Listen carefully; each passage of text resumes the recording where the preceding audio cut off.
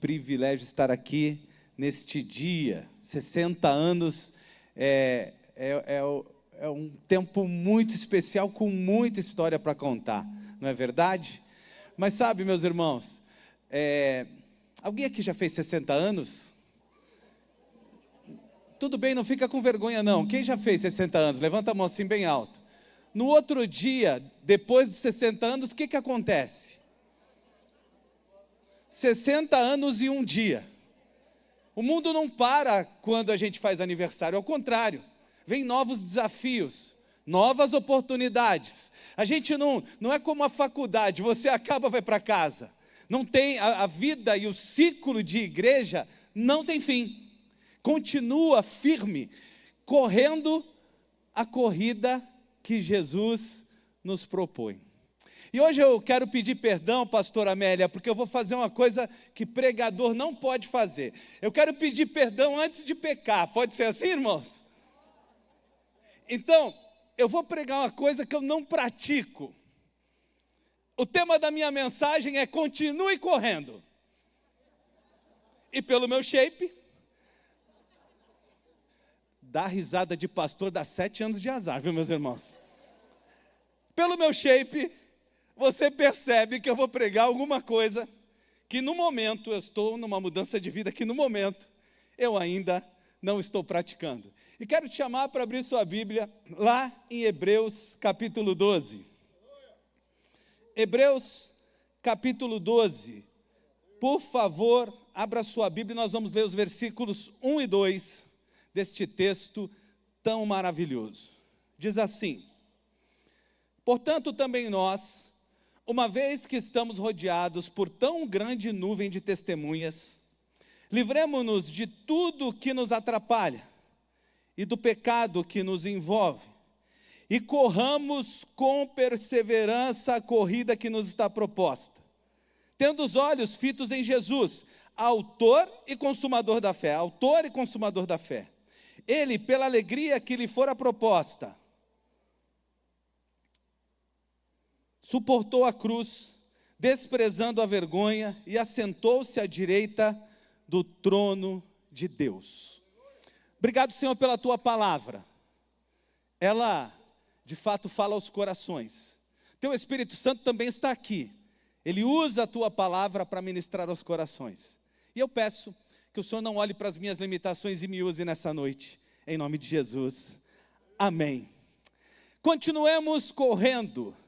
Eu quero lembrar você que este texto, ele está no livro de Hebreus,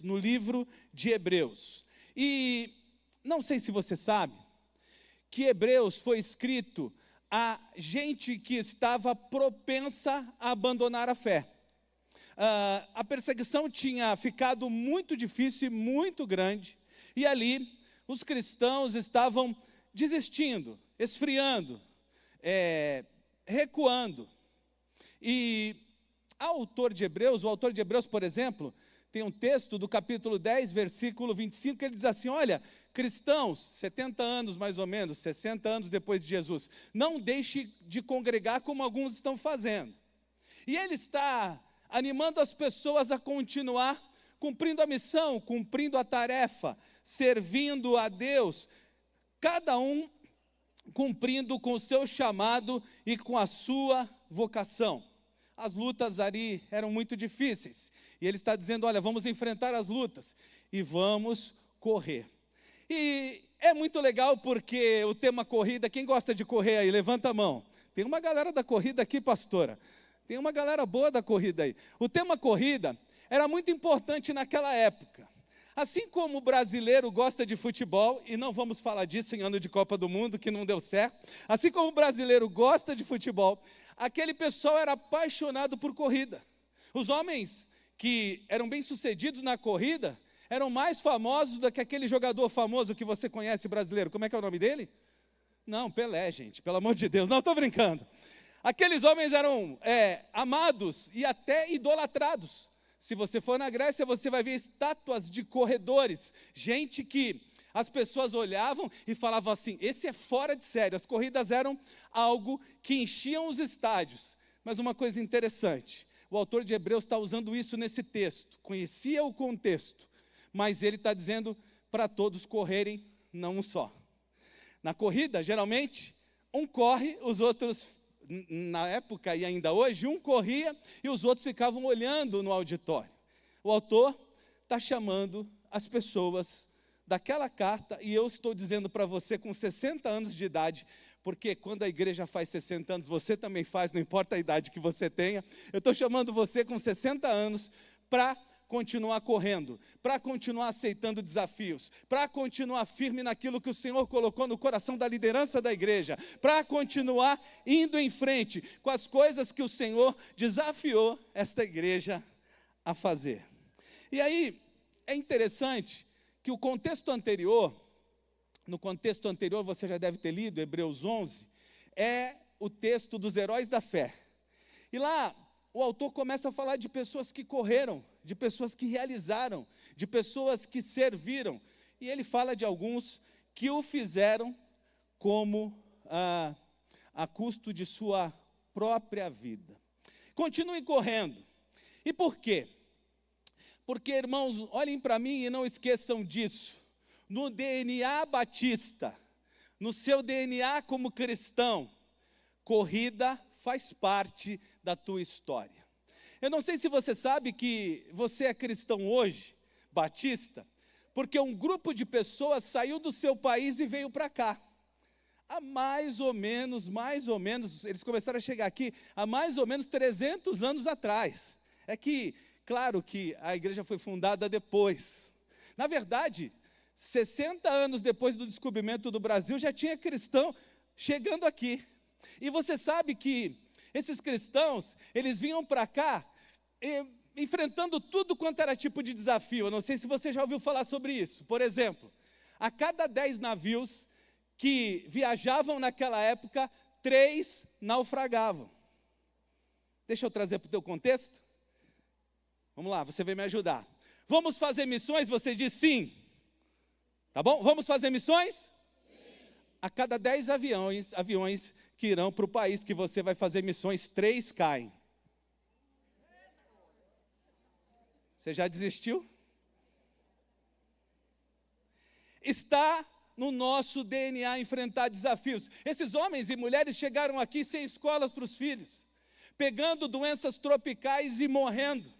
Mas graças a eles, você já pensou, um dia alguém chegou aqui com a mensagem do Evangelho e alcançou a você e a mim, por causa de homens que continuaram correndo, pagaram o preço, entenderam e tiveram amor por um país que a mensagem ainda não tinha chegado. Eu não sei se você se sente emocionado, mas eu fico muito feliz, porque eles vieram aqui e essa mensagem me alcançou, e essa mensagem transformou a minha vida. Continue correndo, porque está no DNA seu e meu. Jesus correu, formou homens que correram, e o Evangelho vem sendo propagado por pessoas que continuam se envolvendo com a tarefa de pregar. Continuem correndo, porque, é claro, hoje eu fiquei pensando, quanto será que ainda falta para terminar esse templo? Eu queria fazer um empréstimo, mas quando eu soube do valor, eu falei, não dá para eu ajudar, viu, irmãos? Não dá para eu ajudar. A não ser que você ore por mim e eu fique milionário. Vamos fazer assim? Você ora, eu fico milionário, eu faço uma oferta, a gente termina o templo. Amém ou misericórdia? Eu vou ficar milionário agora, fiquei feliz. Mas tirando brincadeiras à parte, tudo é um processo em que os cristãos participam. E a igreja sempre enfrentou dificuldades. Na verdade, quando a igreja chegou aqui no Brasil, eu não sei se você sabe, ela não podia se reunir por uma questão de Constituição. A Constituição colocou que o Brasil era um país que tinha uma única religião. A igreja não podia se reunir. Tem uma história na minha vida muito interessante. Meu bisavô pregando no interior de São Paulo, em Lucélia. Quem já ouviu falar nessa cidade? Lucélia. Meu bisavô pregando em Lucélia. E lá, a religião oficial tomou a decisão que não deixaria ninguém pregar naquela cidade. Avisou que naquela cidade ninguém poderia pregar. E ele foi se hospedar numa pensão. E a dona daquela pensão serviu um café da manhã para ele com um sorrisinho meio maroto.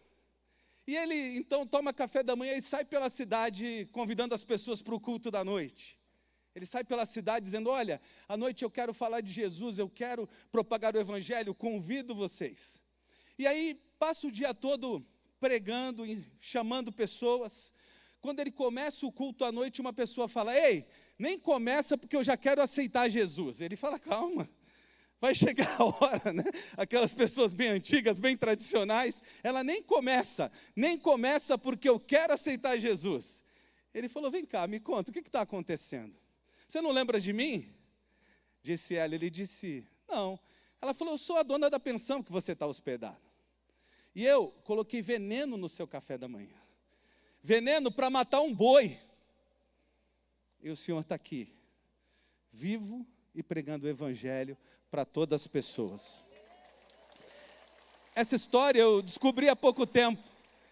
A minha tia, a filha desse meu bisavô, minha tia-avó, escreveu um livro de memórias. Ela caminhava com ele pregando. E ela contou as histórias que aqueles evangelistas sofreram por o evangelho chegar na gente.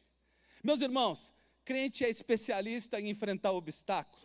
Obstáculo não nos para, nós fazemos como água, nada para a água, ela encontra um obstáculo, ela desvia o caminho e continua seguindo. Então eu quero pedir a você, que você continue correndo, porque o Senhor propôs uma corrida especial para essa igreja, o Senhor propôs desafios especiais para essa igreja, e eu quero pedir a você, que é acostumado como igreja, a enfrentar obstáculos, que você continue firme e correndo. E por que correr? Porque a missão que o Senhor nos deu, ela é relevante e importante. Por que Jesus chamou a igreja para correr? Por que o autor de Hebreus chamou a igreja para correr?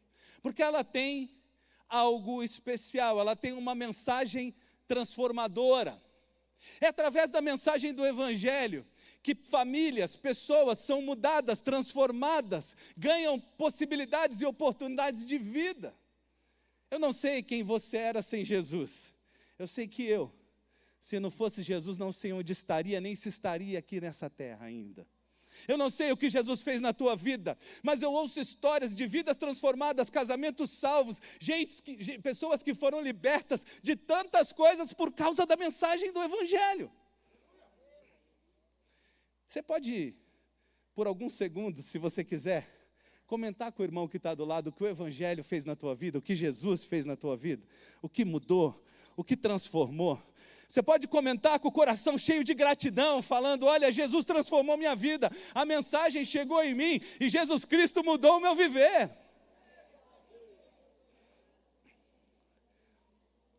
Essa mensagem, ela me tirou da dor, da tristeza. Há pessoas que foram tocadas e saíram de depressão, de vidas entristecidas. A mensagem de Jesus é relevante e deve ser pregada. Ora, eu não sei se você ainda tem esse sentimento, mas toda vez que eu vejo alguém sofrendo muito, sem esperança, eu falo, eu preciso pregar a mensagem de Jesus para essa pessoa. A mensagem é relevante, por isso precisa continuar. A gente fez 60 anos, a gente comemora rapidinho, mas a gente já volta a correr, porque o Senhor tem missão para essa igreja aqui nessa cidade. Porque o Senhor quer fazer coisas aqui nessa cidade através da tua vida. Igreja é gente. A gente faz aniversário, rápido, comemora, chora, mas continua firme correndo, fazendo aquilo que o Senhor nos chamou para fazer. A missão é relevante, ela transforma vidas. O texto diz que a gente precisa se livrar daquilo que atrapalha. E sabe, meus irmãos, eu quero confessar a você que eu ando preocupado com a igreja de Jesus, porque ela está muito distraída. Quem tem Instagram aí, levanta a mão. Já segue lá, Alípio Coutinho. Não é isso que eu vou falar, não. É o Plim Plim. Olha teu Instagram, abre ele aí. E tem uma ferramenta lá na lateral que diz quanto tempo você passou no Instagram essa semana. Se você quiser, é só tocar lá nos 3 pontinhos e você vai perceber quanto tempo você passou no Instagram essa semana. Será que parte desse tempo não poderia ter sido usado marcando uma conversa com alguém, falando do amor de Cristo para alguém, fazendo alguma coisa com propósito? Quem aqui tem Netflix? Levanta, não vou falar disso. Engraçado que antigamente a gente falava da novela das 8, né? A coisa vai mudando ao longo do tempo. A igreja parece que ficou um pouco distraída, esqueceu o propósito, e Jesus deixou uma missão. Você sabe quem inventou missão, visão e valores? Foi Jesus. Foi Jesus. Ide por todo mundo pregar o evangelho, missão. Batizando em nome do Pai, do Filho e do Espírito Santo. Visão e valores, ensinando-os a viver a forma como se deve viver o evangelho. Eu usei a minha linguagem aqui no texto.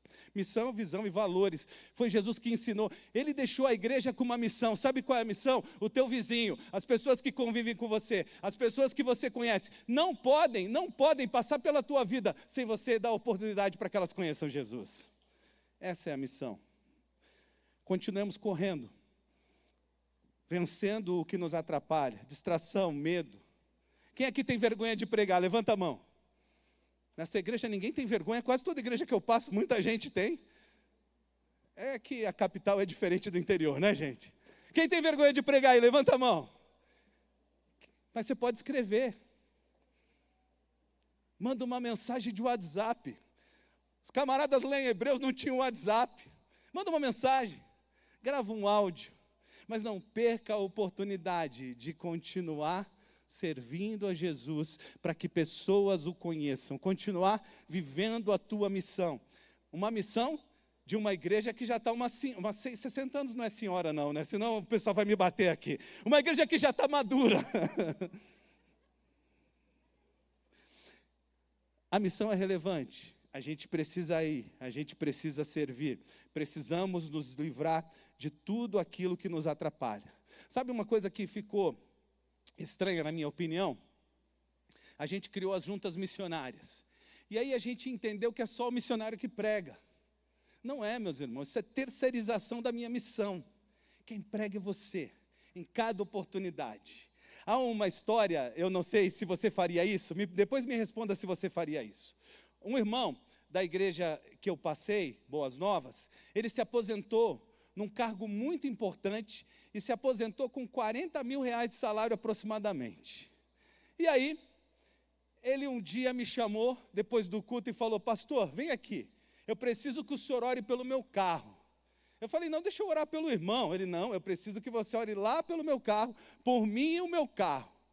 Eu falei: mas irmão, espera aí que eu estou atendendo pessoas. Ele: agora, pastor, por favor, é muito sério.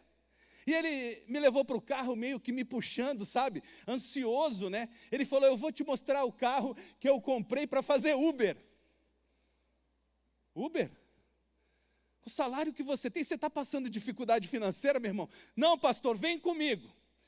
Eu fui com ele no carro, ele abriu a porta, falou: senta no banco de trás. Eu sentei no banco de trás, meus irmãos, tinha aquelas estantes de pano, sabe aquelas estantes de pano que põem livros? Cheio de Evangelho e Novo Testamento.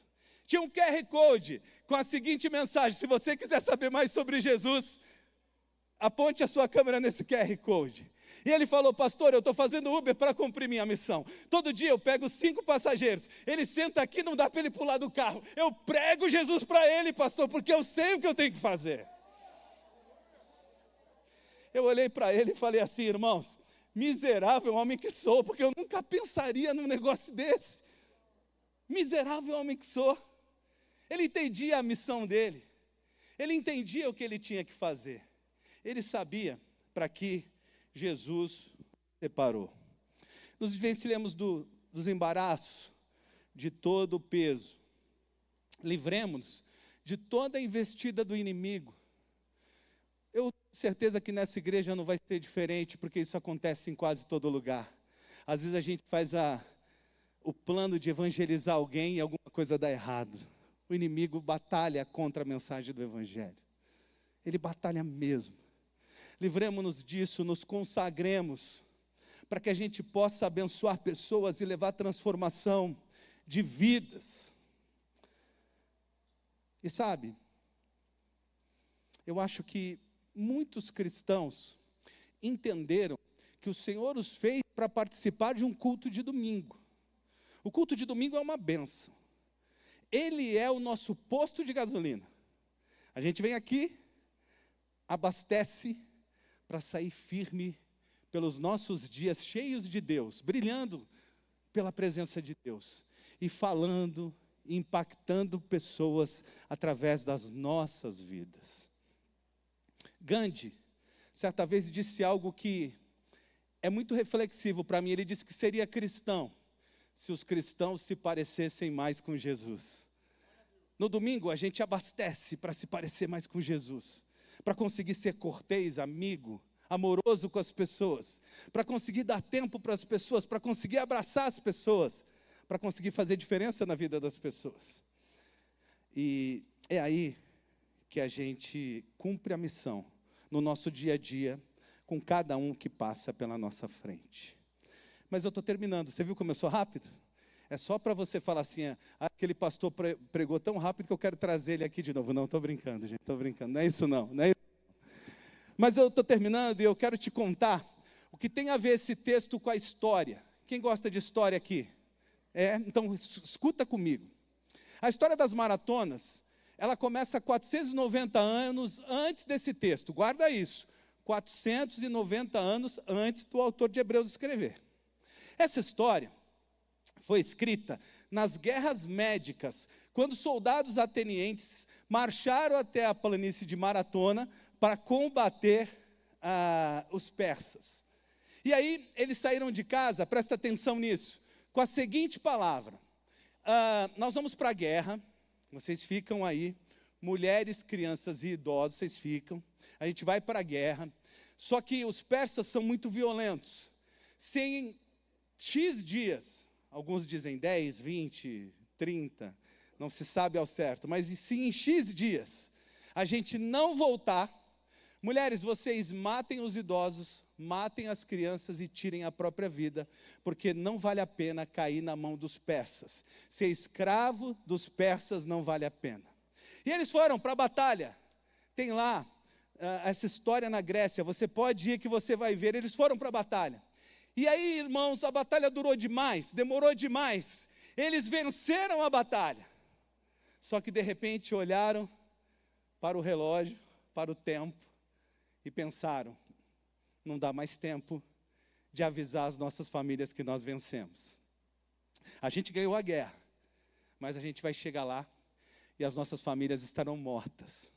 E aí um soldado chamado Feípides, tem a estátua dele na Grécia, ele diz assim: não, dá tempo sim, eu corro 40 quilômetros em tempo recorde, e ninguém vai morrer. Feípides corre 40 quilômetros, em um tempo espetacular. Ele chega ali, àqueles que estavam esperando o resultado da guerra e diz assim: acabou, nós vencemos. Ele só consegue fazer isso e morrer, porque o esforço dele foi muito grande. O autor de Hebreus, presta atenção aqui, ele tinha essa história na cabeça quando ele escreve. Uma corrida, presta atenção, que a gente diz para as pessoas: não precisa morrer, não precisa tirar a própria vida, nós vencemos. Jesus nos deu vitória, vitória eterna, vida eterna, e é isso que o texto nos chama a fazer. É isso, nós vencemos. Vamos correr para dizer para as pessoas: vocês não precisam se autodestruir, vocês não precisam das drogas e vícios, vocês não precisam de situações terríveis familiares, vocês não precisam de depressão, vocês precisam de Jesus.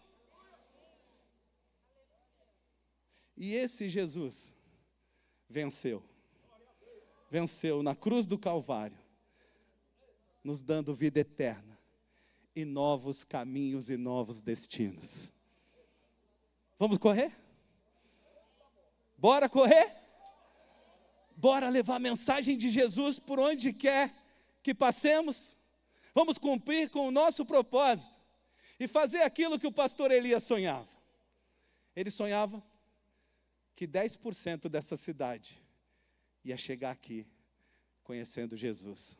Um bom alvo, um desafiador alvo, mas uma grande oportunidade de fazer aquilo que Deus quer. porque a Bíblia diz que Ele quer que todo homem se salve. Amém, meus irmãos? Vamos correr? Então, se você quiser, fique de pé aí para a gente correr.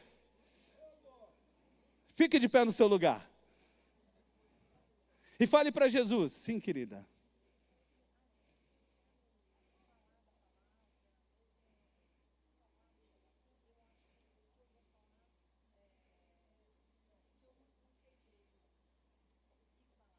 Amém.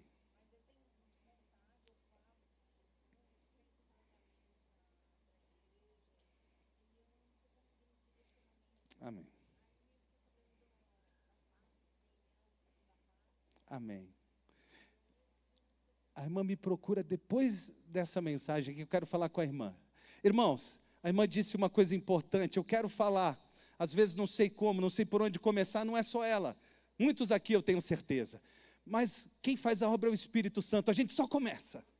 A gente só abre a boca e começa a falar, Jesus tem mudança para a tua vida. Jesus tem propósito para a tua vida. Jesus quer usar a tua vida. O restante é com o Espírito Santo. Quero orar com você.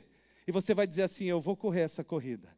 Ninguém vai passar por mim sem ouvir do amor de Jesus. Ninguém vai passar por mim sem saber que Jesus é Senhor. Ninguém vai passar por mim sem ouvir que Jesus transformou a minha vida. Você sabe o que as pessoas querem ouvir? O teu testemunho. O que Jesus fez na tua vida? É isso que você precisa contar. É isso que impacta a vida das pessoas. Mas antes de orar, se você quer entregar a sua vida para Jesus essa noite, você está aqui e falou, eu entendi que esse Jesus salva, abençoa, liberta, cura.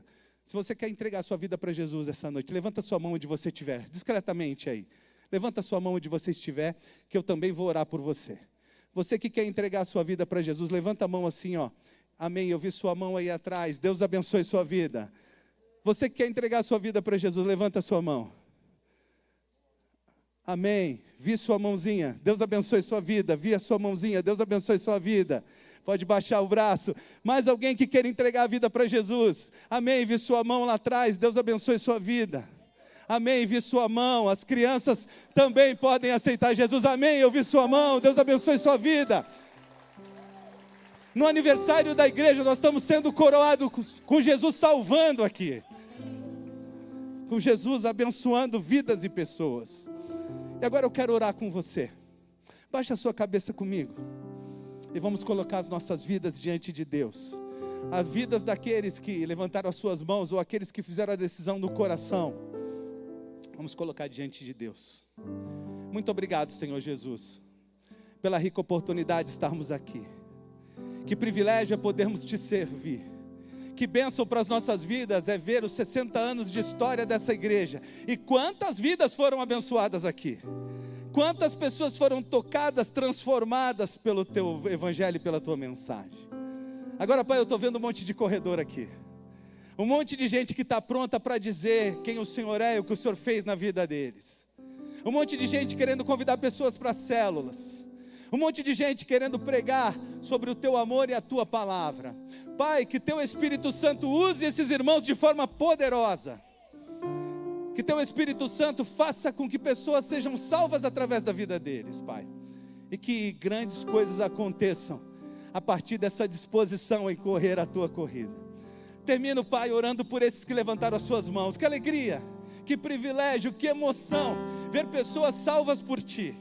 A maioria de nós já passamos por essa experiência. A maioria de nós um dia levantamos as nossas mãos e o Senhor nos abençoou, nos guardou e tem feito uma caminhada extraordinária conosco. Que o Senhor faça isso com esses queridos. O Senhor abençoe as suas vidas. E que essa decisão gere frutos, frutos eternos. É o que eu peço e agradeço no nome de Jesus. Amém. Eu vou pedir um favor.